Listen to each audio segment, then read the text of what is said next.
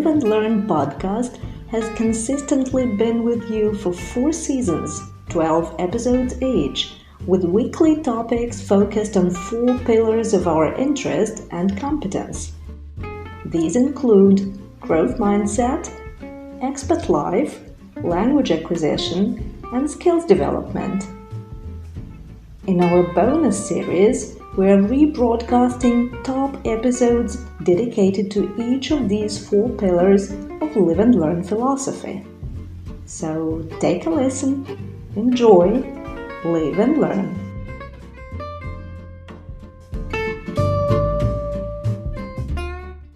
We've already discussed resolutions, wish lists, lists in general. Get back and listen. But now it's a new start. And so what is it like to have this new start for you? It's a new start. It's a new day. It's a new life for me. And I'm feeling good. I'm sorry, my singing is my singing, but this is kind of the song that has been with me for 20 years now, maybe. And seeing the new dates, the new year as the new life has some kind of interesting connotations, because it gives the new horizons, gives the new opportunities, new challenges to overcome, a new opportunity to grow. But also, to me, it implies a little bit like, why so new? Yeah, what was wrong with the previous one? So we normally tend to have some kind of new one. Another one was or has become not enough or too much or not keeping up and so on. So in this understanding, it's a bit weird to refer to the year which brought us so much learning and so many new skills, or upgrade to the skills, that I don't want to say that this is the new one. But what I normally wish to my friends, my clients, my students, people who I care for, I normally wish new horizons to see, put new aims to reach in the new horizons song. So sometimes it is just a little bit taking an upgrade, taking a new perspective on what you're doing, just like level up and see. Maybe it is a little bit scary, to go beyond the ceiling and try to see yourself or your skills from above. But this is specifically what makes us grow. Just like Einstein said, you can never solve the problem being on the same level with the problem. You always need to reach a new, out of the box, out of the scope vision. And this would be much more aligned with my understanding than a new year. Okay, forget the previous. So instead of forgetting the previous challenges you had in the previous year, set new goals and try to reach new goals, then set new goals again, and so on and so forth. See a bigger picture. Did we say that? I think we did many times. As well, just like it is so trendy nowadays, new horizon doesn't mean higher. New horizon means like a periscope, so you just get above the water and try to locate where the next aim can be. You can just turn a little bit and try to see the exit or the door which invites you to another one. And again, not seeing those opportunities can be very single-minded, can be a blind spot, right? Not seeing those opportunities. And therefore, the new year is always an opportunity to, like the end of the previous year is a great opportunity to see the conclusions, to value and evaluate everything that we have learned, have passed, and to bring the value points to them, right? So just as we discussed. The new year is an opportunity to see, okay, can I use my periscope to see what might await for me? Kaleidoscope, putting all the puzzle pieces together and seeing a picture that is more multicolored, multi-sided, see more opportunities, exactly, and reach for more, better, higher, different goals. One of my students, or how to say coaches, is waiting for the final decision after the interview. And it was interesting to hear from her that she is sad that the decision was postponed till after the new year, and said like, now I am uncertain. I don't know what to wish for the new year. Should I start willing, or should I start picturing, visualizing what a year it might be with this promotion or without this promotion, which could be equally the opportunities. My reaction was that most than anything, the previous 2020 year taught us to deal, to embrace, and to thrive in this VUCA world with all this volatility, uncertainty, ambiguity, like not knowing. And again, this is something that we keep on discussing a lot. This is the skill, kind of the resilience, and being okay without having the result and still enjoying your life, still having the everyday pleasures, the everyday routines, with or without this decision. And this is kind of ultimate acceptance, ultimate readiness for whatever comes. What's your attitude? Do you agree with this acceptance? Do you mean if they come within the year that the person is about to assess? Is this the point? Or in general, whether it comes or not, still enjoy what life you're leading, what kind of life you're leading? Yeah. And like to specific point. Well, this is the specific point of the new year and they don't know what to come. Read philosophic books, read fiction, and you'll get the answer to the same question. We're mortal. We're suddenly mortal. Everyone's mortal. End of story. But then, as we don't know when the end comes, we have only this time, be it a day, a month, a year, a decade, or more. We only have this time that we are living. And so why bother on the one hand? Why not enjoy on the other hand? And that's the philosophy behind just living the life and enjoying every moment of it. Also setting goals, because as you don't know when the end comes, you can also set big goals. Then see, maybe you can come there in the end. Or in the process, maybe you have many more decades to come and you can accomplish many more things. So it's not about just saying, okay, well, we are mortal. I don't know if it's my last day, then I don't plan anything. No, on the contrary, just do what you enjoy doing, plan, act, do, live, love, learn. And then what comes. So I will be singing today. If tomorrow never comes. The new year is coming.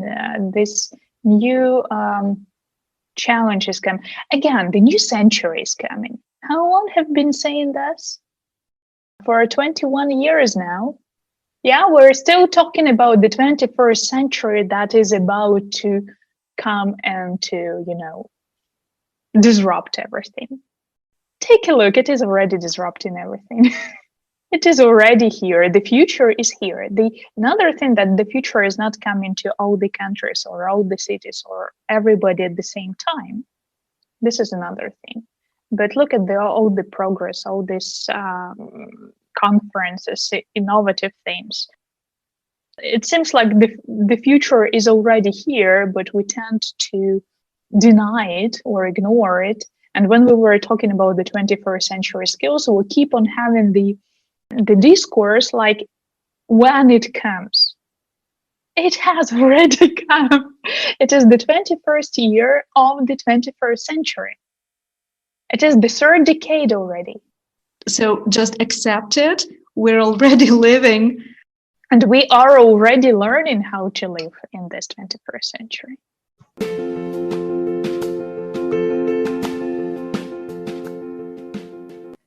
Okay, this makes me think about what happens at very early stages of education when elementary school teachers say, as well as parents of elementary school students, keep on saying what we do at school is we prepare students for future life. Not at all. They are living now.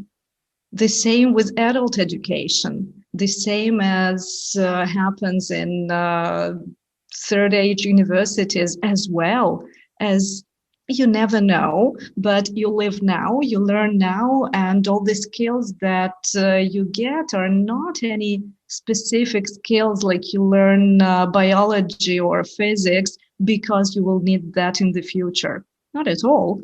You need to analyze information, you need to learn critical thinking, you'll need to learn where and how to get information. That's what you will need. That's what you need already now.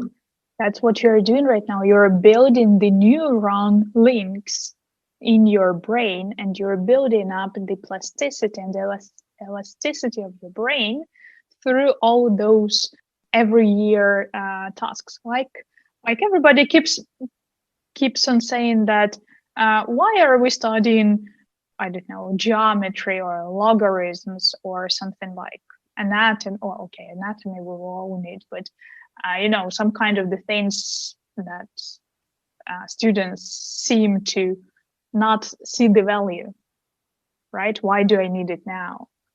And guys, you're learning the mathematic logics, the mathematics rules, the mathematics, how to bring order to chaos, and to try to formulate, to see the dependencies and interdependencies, the root cause and the effects of something. Like, why should I learn the history of Mesopotamia?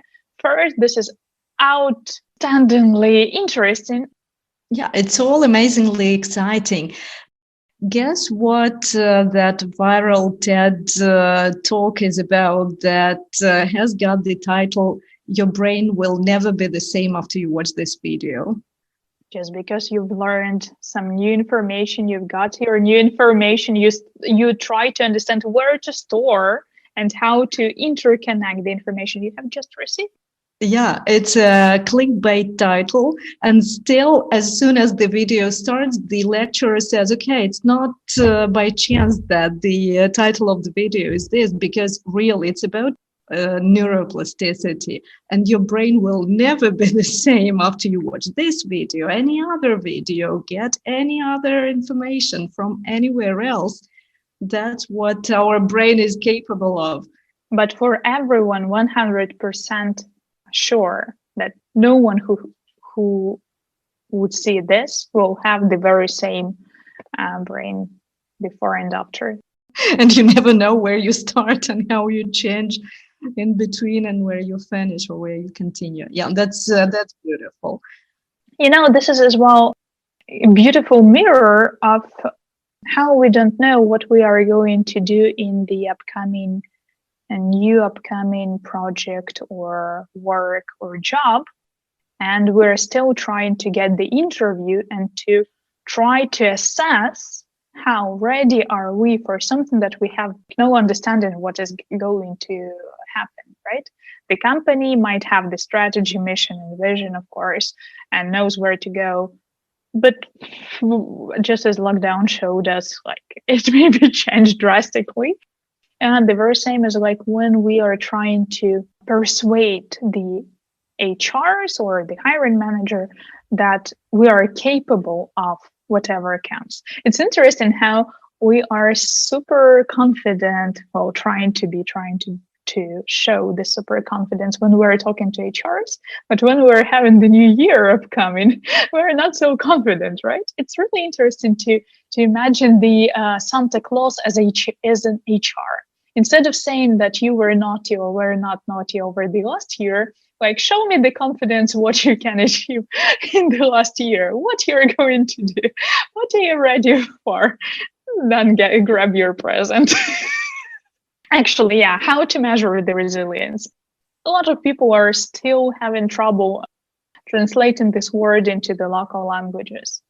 Is it resilience? Is this another kind of formulation which is more used maybe in the language? But because this is a new term and people are trying to recreate this meaning as we did in our episode on resilience, right? We were trying to get into the notion, into the what this concept holds, what's the core ideas, what the ideas on the periphery of this term. But for example, I know in Ukrainian, the business circles are trying to formulate the Ukrainian notion without the stamp of the resilient, trying to translate it so that it would become the new norm and the new term in Ukrainian. And if this is still the process, how can we say how much resilient are you? How we can assess this being a skill? What can help us? I don't know. I don't know how to assess resilience, but I believe scientists are looking into it. And as it is scientific term, that's why, yeah, maybe it's a good trend to try to find a local term in a language of each particular country. But then the tendency of scientific language anyway is this. It's English as an international language of solving global problems. And now, at least, we're living in the world ruled by English as the language of international communication and business and science and international conferences solving global problems. Here we are. And then, yeah, we can invest time into working out a term in Ukrainian, in Italian, in whatever local language, but then everyone uses resilience as a term because a lot of scientific work has been done, a lot of research has been done using this term, resilience, in English as an accepted notion. Mm-hmm. Just like adaptability, just like prioritization, just like collaboration. Yeah, by the way, if we're talking about adaptability, collaboration, growth mindset, leadership, prioritization, these are all the skills that vary very much among the roles and the companies. And it's very difficult to say how adaptable you are, how collaborative you are, how resilient you are. Enough. What do you need? Enough to do what? What do I need to adapt to? Enough until I agree to these rules. As long as I agree, then I will adapt. So I'm adaptable enough. I'm resilient enough. As long as I'm resilient, I'm here playing on this pitch with these rules, I guess. Mm-hmm. Today I was preparing to my academic article on skills development, and I was trying to brush up what other scientists are talking about the skill. And one of the interesting research mentions that a skill can be measured as a capability or capacity to perform in a certain situation. That's it. That's just like as long a notion. And then I thought, it is really beautiful explanation of what we normally have as the language testing. Try to think of the A1, A2, B1, B2, C1, C2 levels. That's as well the thing that is written through Sattler. For this level, the student should show the ability to, and then to do something in such situation, to do this in this situation. And then it is ranked through the levels, which grow one upon another. What's the difference? Why cannot we say that I'm adaptable and then say I can adapt in the situation, what you can adapt, and in which situation, and then just range it according to the scope. You're a scientist, you do it. That's what I do. I really hope that by the time our podcast, our episode is released, I've already submitted the article. So as soon as it is available, if we may, from the moment of trying to understand up to publishing a paper and coming up with a possible solution to the problem. That's interesting. Yeah. This is what I have already submitted the article, and now I'm taking all the recommendations into the consideration and trying to make it even better, to improve the structure and so on. Yeah, my main idea is this. Why, if we're saying that the skill is something that can be measured as doing something in a certain circumstances, then just like trying to understand why adaptability is not such a skill that can be measured as adapting to something in these specific circumstances. You know what I was saying? Then the situations to which a person should be able to adapt or be resilient in should be predictable and repeatable, which is not the case. Well, you cannot measure what you cannot repeat.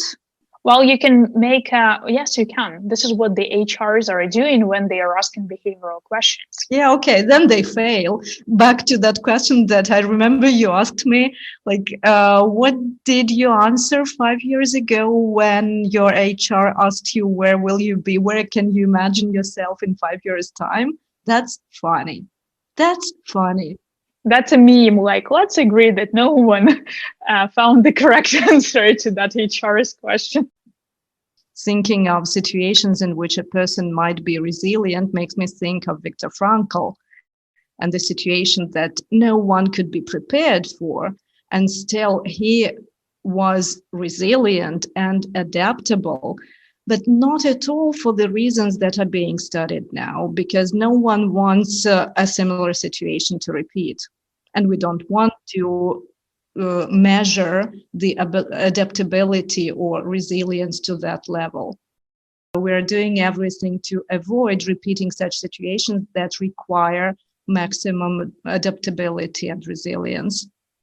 Well, what is maximum? Yeah, you're absolutely right. We're not talking about maximum as critical. Yeah, when we're doing the HR interviews, most probably you're asking one question just to measure if the person understands that and then clarifies to a more critical situation, whether it is like dealing with conflict or with people and so on, people management, crisis management. Yeah, then there is nothing critical when you're at work. Like, what can be critical? Sorry, you're not at the limit of your resource or something. You do your work. And yes, you can do your work. You communicate with people. And yes, you do. And so what? As soon as the situation gets critical, you quit. Well, not necessarily. The lockdown was a critical situation, and it's not something that you quit just because you cannot work from home. Then it's not critical if you can adapt. So as long as you can adapt, it's not critical. If we think of critical as of a top point, like where the situation comes to the But again, it's about how we understand words. Yeah. If a critical situation is just a conflict, then okay, how adaptable are you? How communicative are you? How collaborative are you so that to avoid a conflict or to deal with it, and so on. Yeah, so this is, again, the thing that like we're trying to understand that the skill exists, that we're learning the skill, then we're mastering the skill, then we're polishing the skill, and we're ready to maybe to teach the skill or to create new dimensions to it. So these are the things which I think are much more practical than to say, oh, that's just basic, or I have super duper unbelievable resilience. Like both answers would not be correct. Like if you are not having a scale, you cannot measure it. If you cannot measure it, you cannot improve it. This is one of the main business ideas behind the KPIs, is that you only need those indicators to see, to analyze where you are and see what can be improved.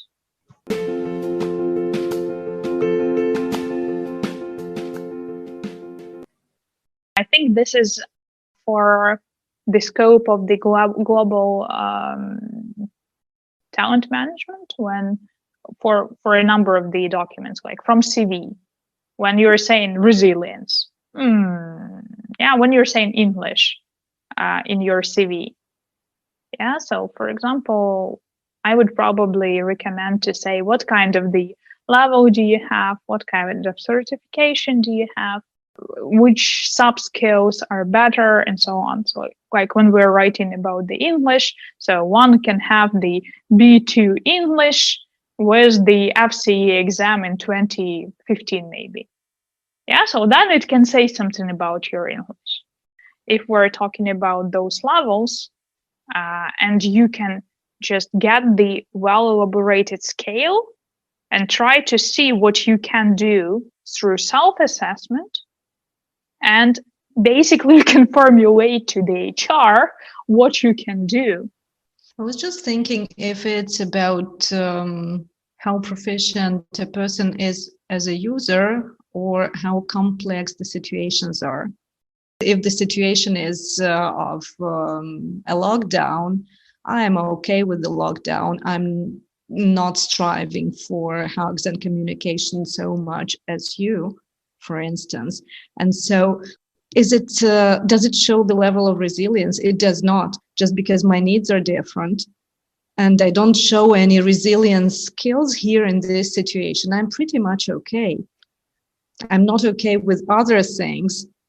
When the HRs are asking the questions, the behavioral questions on trying to measure the adaptability, they again are trying to get somehow from 0 to 5 or from 0 to 10, which is kind of very different depending which system of assessment they're using.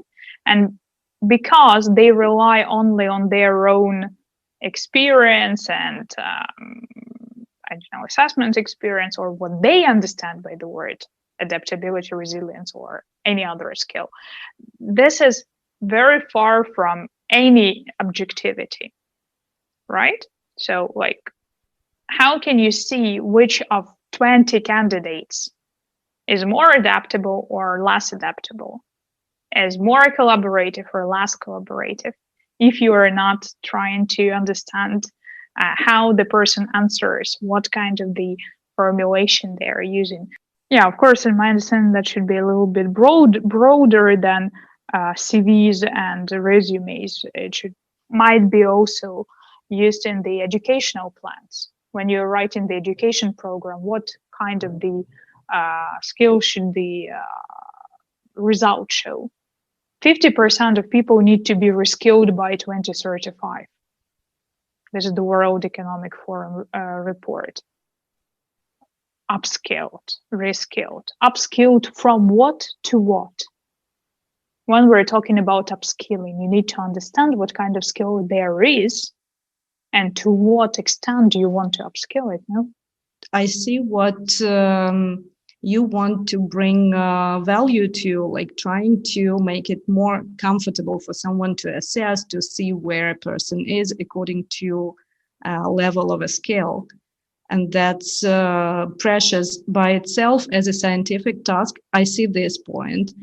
Just like those, language apps that say, you will learn the language, blah, blah, blah, blah, blah. And then meine Name ist again and again, like, I don't know, endless, super basic things, and not enough of the level where you actually gain confidence, where you gain any kind of skill, because it just doesn't bring the skill at all.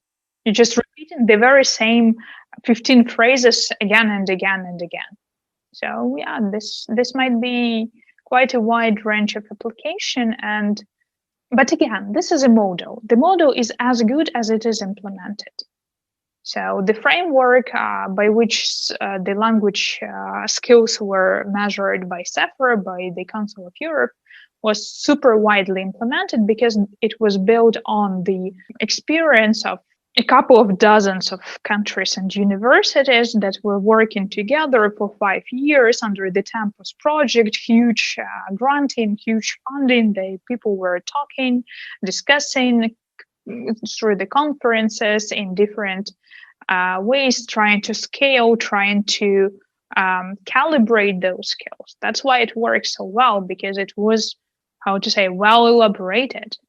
And therefore, in order not to invent the wheel, my idea was try to see, like, here you have the methodology which does work. We all know that millions of people are tested.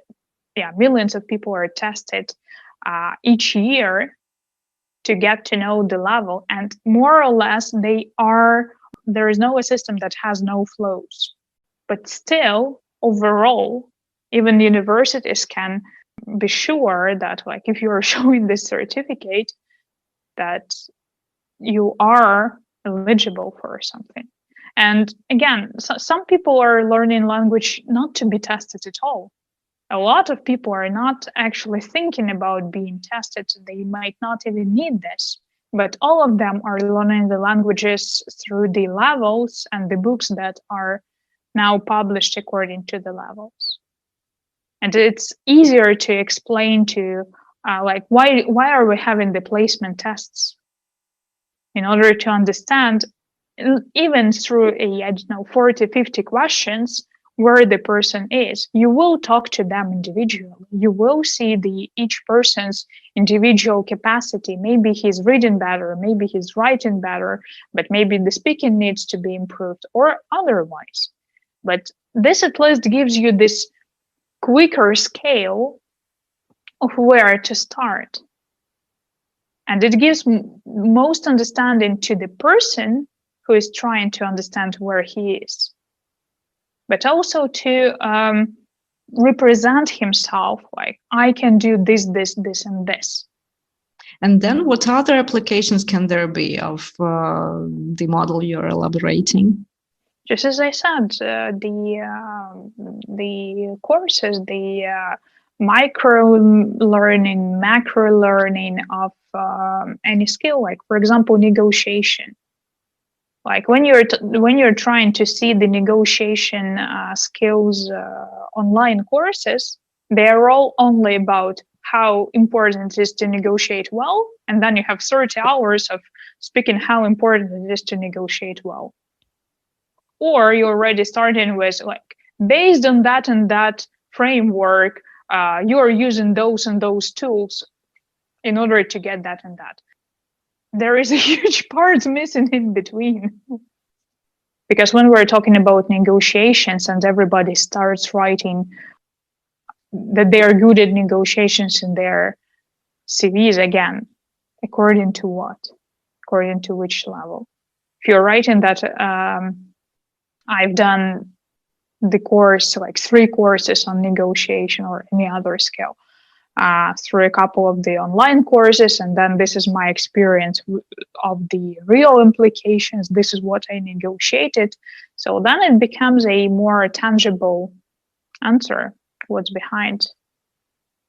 So I think educationally it might be a very good thing if in the universities or in the groups or in the academies or specific skills academies, maybe you can have the formulation. How far do you need to go? This is an important thing. How far did you go through? How far have you already accomplished? This is a very empowering thing for the learners to understand that over this year or over this semester, I've progressed from this to this. This gives a lot of inner motivation. As a growth mindset podcast, we discussed this continuum from fixed mindset to growth mindset. Do you believe there also can be this range from to assessed in some way? If we're talking about the growth mindset and growth potential, maybe, and some kind of how the person is going to advance to show some kind of eagerness, willingness, to ask for help, to ask for resources, to, I don't know, to invest into continuous self-development, professional development, who are talking about the people's ability to identify the growth opportunities. If they understand how much critical situation you need to go through in order to grow, and the pains and gains do include pains, and this is again some kind of the understanding of growth, that you are transforming, that you are changing, and that if you say we've grown, what we've transformed from and to, again about this little bit of indications. Moreover, it could be the indication of if the person is able to celebrate the achievements, to be proud of the time and effort invested. That could be as well all the signs if the person values the growth as the process, the change, to embrace the change, to thrive in the change. Will we possibly be able to assess like how much a person values or how much a person celebrates? This could be this should be done interdisciplinary through a lot of funding, just like it was a Tempus process. So there should be the people who are working in research and real work, real field implication of this, and try to see what would be the levels. If people understand the process, the steps, the levels, the way it works, different frameworks, this is already like the gradation, right? The gradation of the things, how it is implied. For example, the HR is already asking such things. What motivated you to make a move from your current role? And if you, depending on what you're answering, would be seen if you are growth mindset or you're just, addicted to the adrenaline or to financial incentive or to depending on what you're asking. Or another question, what's the biggest career goal you've achieved, right? So depending how you formulate your answer, the HRs are supposed to make sure that they understand what drives you, what's behind your motivation, but also if the person is boastful or if their pride is a part of their ego. When we're talking about the skills, there is always not knowing that skill exists and then try to learn about it, right? Try to educate yourself about what there is, what there are, who, where, and why are doing this, and then how you're implementing, how do you see what are the elements that you're able to identify, and maybe which elements are not there yet. And depending on what kind of the situation you're showing as an example, this could show as well what's your immediate emotional reaction, right? Or what's your biggest kind of the scale where you showed your growth mindset, for example.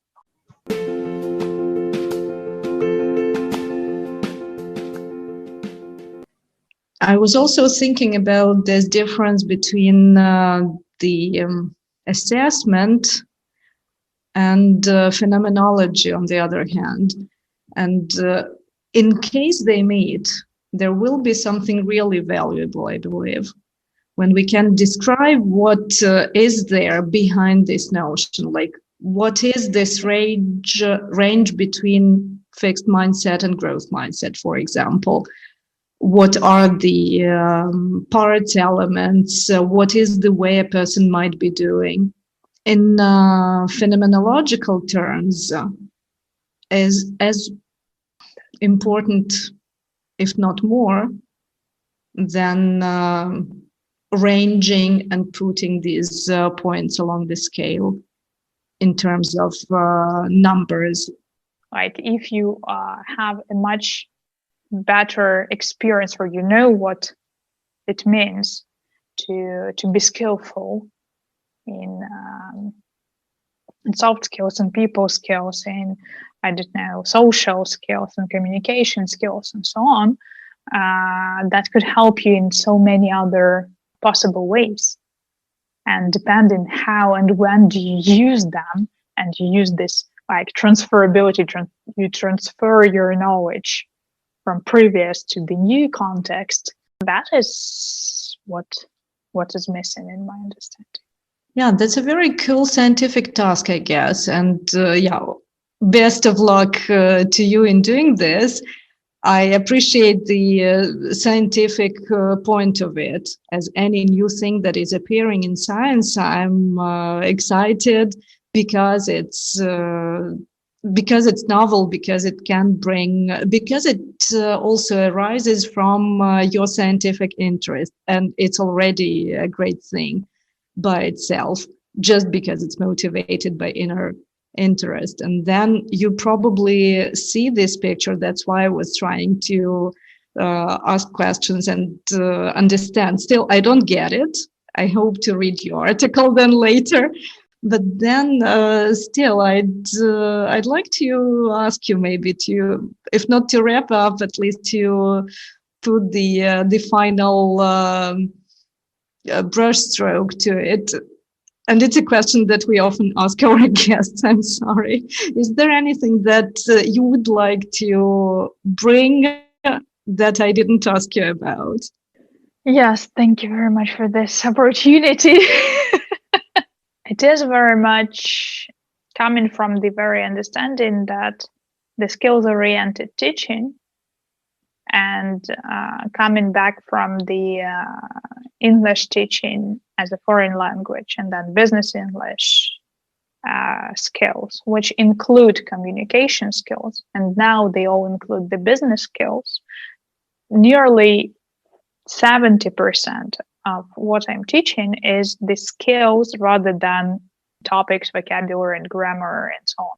And because I've been teaching these for substantial number of years so far, I've always been thinking how beautifully interdependent these things are.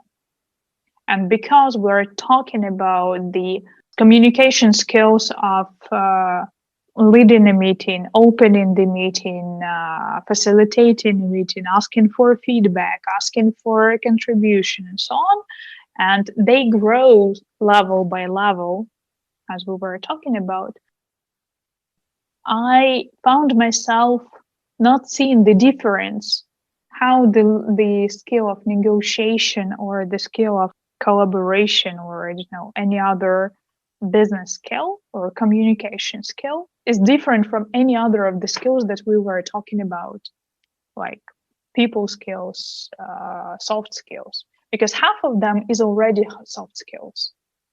And because the business English communication trainers are teaching the skills and already are using this and already using the methodology behind it and already using the levels, for me it was a weird thing when I started reading that very few framework documents are talking about levels. They all are talking about development, increasing, upskilling, assessment, but they are not mentioning the levels rather than basic and advanced.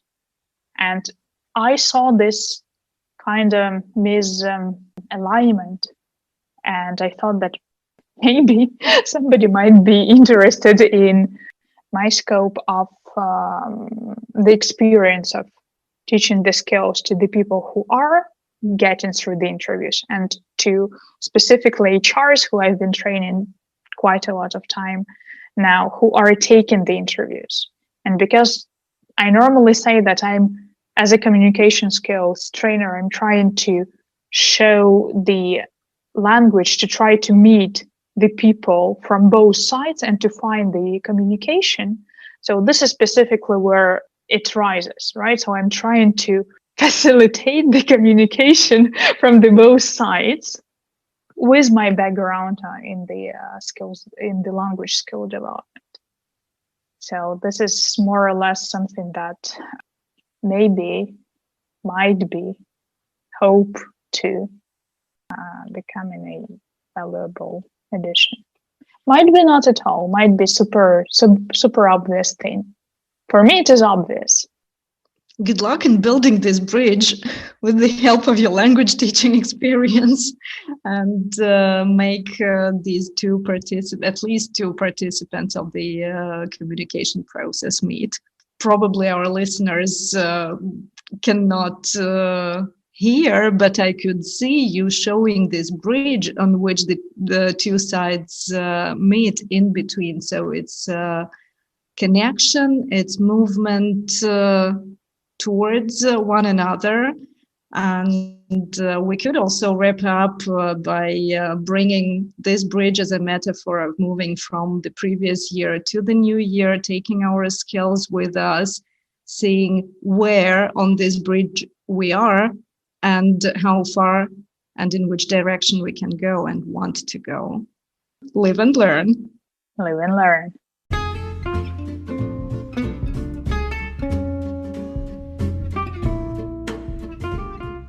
Thank you for listening to this bonus episode. If you share Live and Learn philosophy, please subscribe wherever you get your podcasts. Follow us on all the major social media, comment, and spread the word about this podcast so that more people could get their weekly portion of growth mindset content. Live and learn.